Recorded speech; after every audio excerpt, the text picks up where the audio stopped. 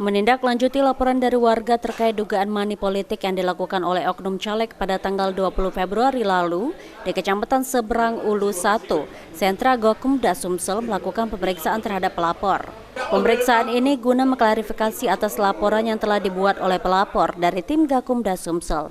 Selain pelapor, saksi dalam kasus ini yaitu Ketua RT juga dimintai keterangan.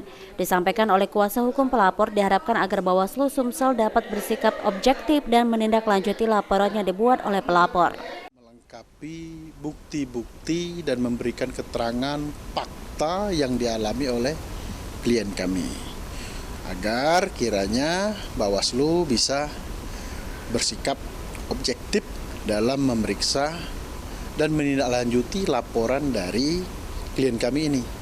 Ini kejahatan demokrasi. Ini kita patut acungkan jempol dengan klien kami selaku warga negara Indonesia yang peduli dengan demokrasi, karena mendiamkan kejahatan itu sama saja ikut menjadi jahat. Begitu, itu konsepnya. Laporannya ini terkait dugaan apa sih? Laporan kita dalam Undang-Undang Pemilu melanggar pasal 523 Undang-Undang Pemilu nomor 7 2017. Ya? Sebagaimana diubah terakhir Undang-Undang nomor 7 tahun 2023.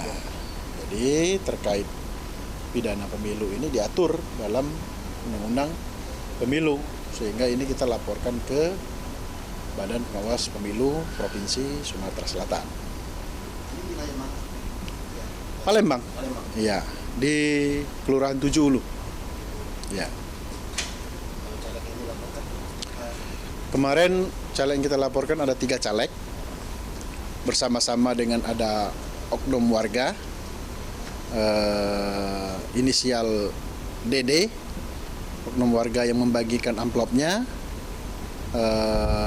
anggota calon legislatif yang kita laporkan kemarin sudah kita sampaikan, inisial KSD, PS dan MR. Demikian. dari Bawaslu belum ada tanggapan? Bawaslu ya hari ini salah satu bentuk upaya tindak lanjut dari laporan kami. Kami juga mengapresiasi Bawaslu begitu cepat menindaklanjuti laporan kami ini. Sementara itu, Ketua Bawaslu Sumsel Kurniawan mengungkapkan, jika laporan money politik dari pelapor masih dalam tahap klarifikasi dari pihak pelapor dan terlapor. Gerindra sedang dalam proses klarifikasi dari pelapor maupun terlapor. Secara total, Bawaslu Sumsel telah menerima 13 laporan dari masyarakat dan Bawaslu masih mengumpulkan barang bukti, saksi, dan juga klarifikasi. Firman Hidayat, PAL TV.